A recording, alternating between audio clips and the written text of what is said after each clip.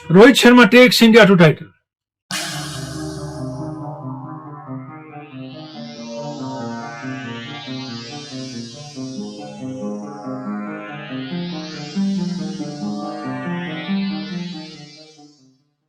Champions trophy के final में Rohit Sharma struck gold with batting and brilliant captainship to take India home. तीसरी मर्तबा India ने चैंपियंस ट्रॉफी जीती है। पिछली मर्तबा के रनर्स अप थे, श्रीलंका के साथ जॉइंट विनर रहे, गांगुली कैप्टन थे। उसके बाद धोनी की कैप्टनशिप में 2013 में एक मर्तबा फिर चैंपियंस ट्रॉफी जीती थी इंडिया ने, और सबसे ज्यादा मर्तबा चैंपियंस ट्रॉफी अब इंडिया ने जीती है। मैच की जाने बात है, न्यूजीलैंड ने टॉस जीता, मैट हेनरी नहीं खेले, फिटनेस टेस्ट पास नहीं कर सके, और मैंने कहा था नेथन स्मिथ का चांस है क्योंकि इस टूर्नामेंट पे खेल चुके हैं। डफी नहीं खेले थे तो उन्हीं ने खेला, और टॉस जीतते ही न्यूजीलैंड ने कहा विल बैट। और मैंने मैच से पहले कहा था बैटिंग फर्स्ट और second doesn't matter to India, in both the situations India has won matches, तो इसलिए इंडिया के लिए फर्क नहीं पड़ा, ये टॉस जीते वो टॉस जीते। मगर न्यूजीलैंड के लिए फर्क पड़ा कि वो चाहते थे टॉस जीत के बैटिंग कर। रिचन रविंद्रा ने एक ब्रिस्क स्टार्ट दिया न्यूजीलैंड को, और 69 पे 2 थे 10 ओवर में। इस ब्रिस्क स्टार्ट के बाद आगे टीम कैपिटलाइज नहीं कर सकी। रोहित शर्मा ने जल्दी इंट्रोड्यूस किया पावर प्ले में वरुण चक्रवर्ती को, और इमीडिएटली कुलदीप यादव को भी ले आए वो, और पहली गेंद पे कुलदीप यादव ने अपनी आउट कर दिया रविचंद्र रविंद्रा को, और उसके बाद केन विलियमसन का विकेट लिया उन्होंने। केन विलियमसन 6-7 इंच क्रीज से बाहर निकले थे, फिर ओवर स्ट्रेच किया, फिर भी हवा में डिसीव हुए, और हम कहेंगे कि उनको ये पुश नहीं करना चाहिए था, क्रेडिट बॉलर को जाता है, who deceived him in the air. ये 2 ही विकेट रहे कुलदीप यादव के, और ये 2 विकेट उन्हें लिया। उसके बाद गाड़ी नहीं चली न्यूजीलैंड की। पहले विकेट की पार्टनरशिप 57 रन की थी, लेकिन 69 पे 2 थे 10 ओवर में। और फिर मिचेल के साथ जो भी खिलाड़ी आया उनने गेम ऑफ सर्वाइवल खेली सारे टाइम। 63 बॉलों में 101 मिचेल, 54 बॉलों में 34 फिलिप्स। पहले विकेट की पार्टनरशिप 57 रन थी, उसके बाद फिलिप्स और मिचेल की भी 57 रन रही, लेकिन दोनों पार्टनरशिप में बहुत फर्क था। पहले विकेट की पार्टनरशिप तेज थी, उसके बाद बहुत ही स्लो थी। मिचेल ने बड़ा स्कोर किया, लेकिन कभी भी इनिंग को अपने कंट्रोल में नहीं ले पाए। उसमें क्रेडिट बॉलर्स को भी जाता है, उसकी बात अलग करेंगे हम। तो न्यूजीलैंड की इनिंग बड़ी मुश्किल से आगे बढ़ी। विकेट पे प्लेयर टिके रहे, पहले 2 ही आउट हैं, तीसरा आउट नहीं हो रहा है, रन नहीं बन रहे हैं। फिर 4 आउट हैं, 5वां आउट नहीं हो रहा है, लगे हुए हैं फिलिप्स और मिचेल, रन बन नहीं रहे हैं। और फिलिप्स ने जो इनिंग खेली वो उनकी नेचुरल इनिंग नहीं है, इसीलिए वो ज्यादा स्कोर नहीं कर पाए। पाकिस्तान के साथ वो स्कोर इसलिए करते हैं, वो फेयरलेसली खेलते हैं। शायद उस टीम का प्रेशर नहीं है इन पे, टीम प्रेशर जो इंडिया का टीम प्रेशर है फिलिप्स पे। और जो इनिंग 251 रन तक गई, वो सिर्फ गई ब्रेसवेल की वजह से। 40 बॉलों में 53 रन बनाए ब्रेसवेल ने, और लगा के इन स्पिनर्स को आप खुल के भी खेल सकते हैं अगर चाहें। और फास्ट बॉलर आए एंड पे, उस पर भी फायदा हुआ उनको, क्योंकि विकेट में कुछ नहीं था फास्ट बॉलर्स के लिए, और विकेट से ज्यादा साइकोलॉजिकल एडवांटेज नहीं था फास्ट बॉलर्स को, जो बैट्समैन निडर तरीके से खेले। न्यूजीलैंड के लिए ये टोटल फाइनल में इतना बुरा भी नहीं है, क्योंकि फाइनल मैच है, फाइनल का प्रेशर होगा। लेकिन जिस टीम को फाइनल में आने की आदत है रिसेंट पास्ट में बहुत ज्यादा, इन्हीं 11 खिलाड़ियों में से बेशतर को, वो प्रेशर बेहतर हैंडल करना जानते हैं। आते रोहित शर्मा की कैप्टनशिप की जानिब, early introduction off spinners, juggling between spinners extremely well, field placing, उनने पूरी तरह से थ्रॉटल कर दिए सिंगल्स। उनको पता था ये बैट्समैन पांव इस्तेमाल करके आगे नहीं आते हैं। सारी इनिंग सारे न्यूजीलैंड के बैट्समैन बैकफुट पे स्पिनर्स को खेलते रहे, वहां क्रैम्प होते थे, यूं करते थे, वहां फील्ड था, वहां रन नहीं बनता था। बॉलर्स ने लूज बॉलिंग नहीं की, रोहित शर्मा ने अच्छी फील्ड दी और बेहतरीन चेंजेस किए फील्डिंग में। मगर इस दौरान कैच खासे छूटे। शमी ने अपनी बॉल पे कैच छोड़ा, सुरेश अय्यर ने कैच छोड़ा, आउटफील्ड में कैच छूटे इंडिया से, लेकिन भारी नहीं पड़े कि ज्यादा लंबी इनिंग उन्होंने खेली नहीं जिनके कैच छूटे। कैच छूटने के बाद जब न्यूजीलैंड की इनिंग में अच्छी पार्टनरशिप नहीं है, हाईएस्ट 57 है और स्लो है पार्टनरशिप्स, तो इसलिए बड़ा टोटल हो नहीं सकता था, ना बना बड़ा टोटल। आउट खिलाड़ी 7 ही होते हैं न्यूजीलैंड के, लेकिन रन नहीं बनते हैं।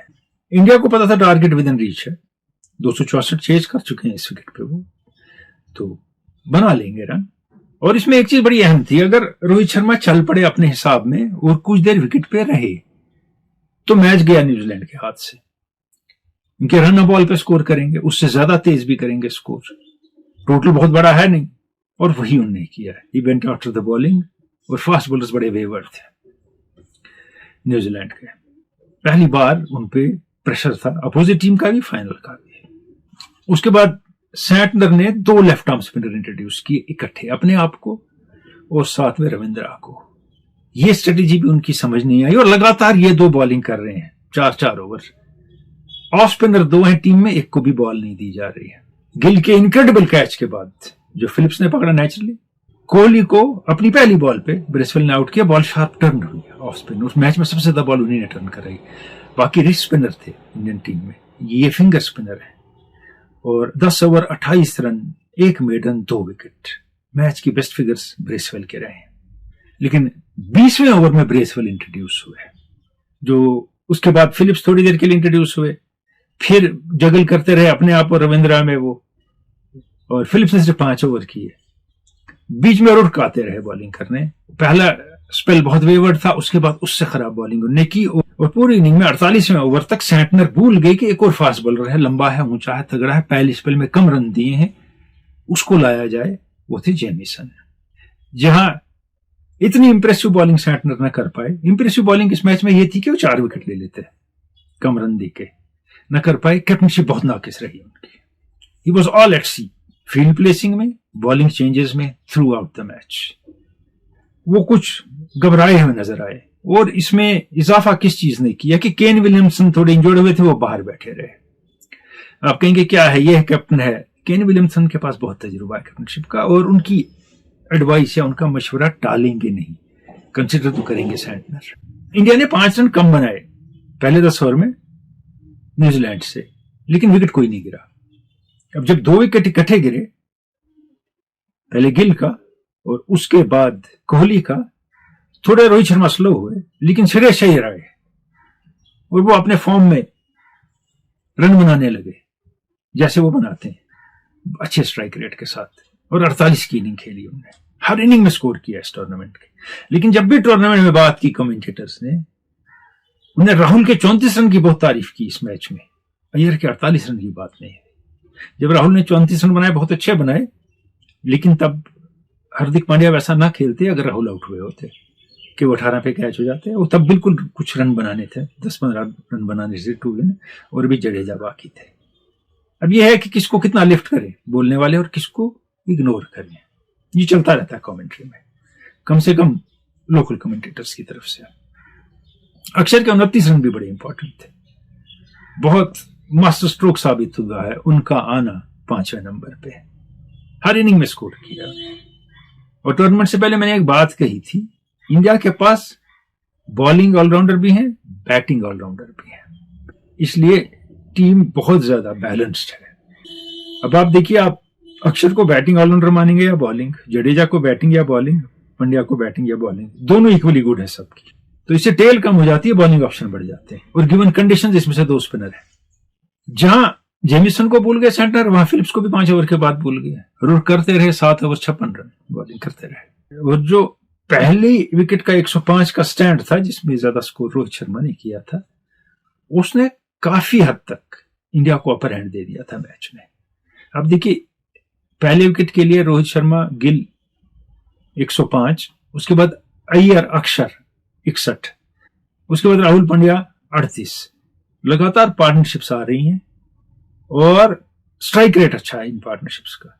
ओपनिंग से कम है, लेकिन मैच हाथ में है, रीच में है, बॉल्स और रन्स में कोई खास फर्क नहीं है। कभी 1-2 रन आगे हो जाते हैं, ये नहीं कि 50-40 का डिफरेंस है।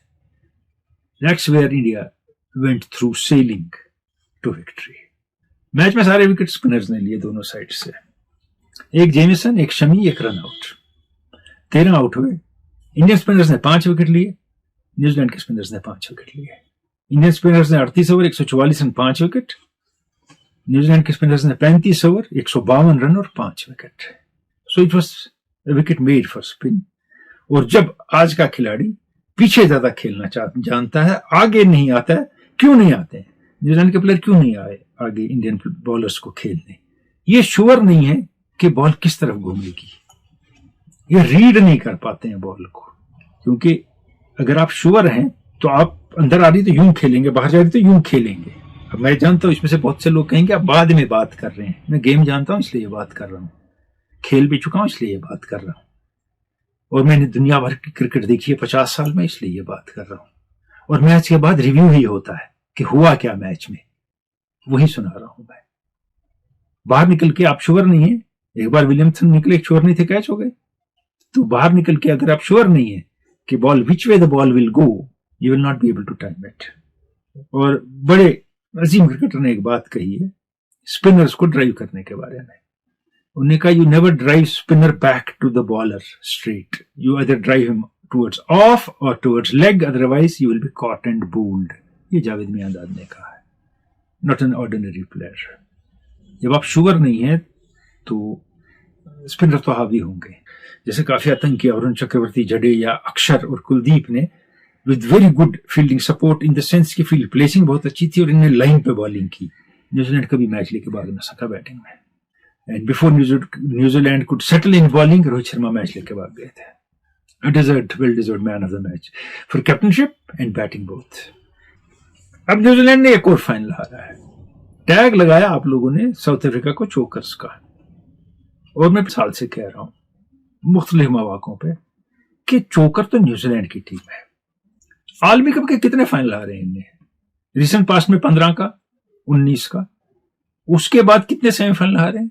अगर आप 50 ओवरों का देखेंगे वर्ल्ड कप 75 से, तो मैक्सिमम टाइम न्यूजीलैंड सेमीफाइनल में पहुंचा है, बस सेमीफाइनल में पहुंचा है। एक फाइनल इन्हें जीता है 2000 के आसपास चैंपियंस ट्रॉफी का, और टेस्ट चैंपियनशिप का फाइनल जीता है। They always choke in the final, usually in semifinal, otherwise in the final.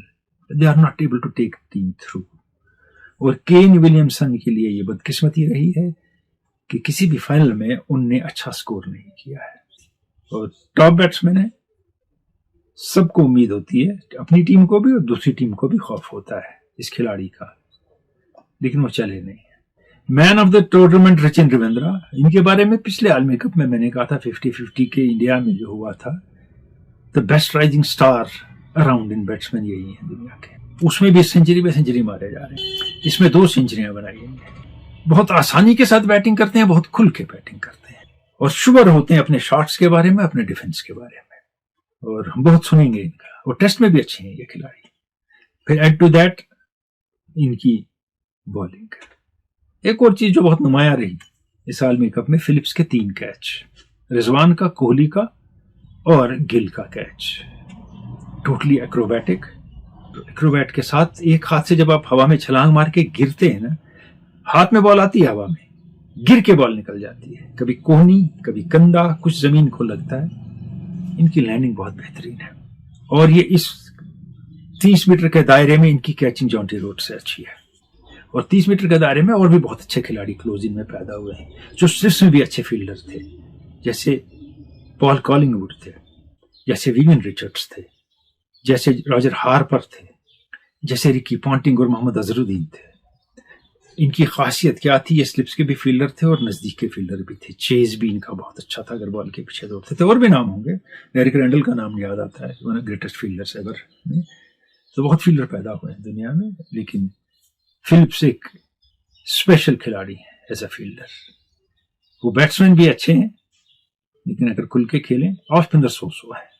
अब इस्तेमाल करना आना चाहिए कि कैप्टन कैसे इस्तेमाल करता है उसको।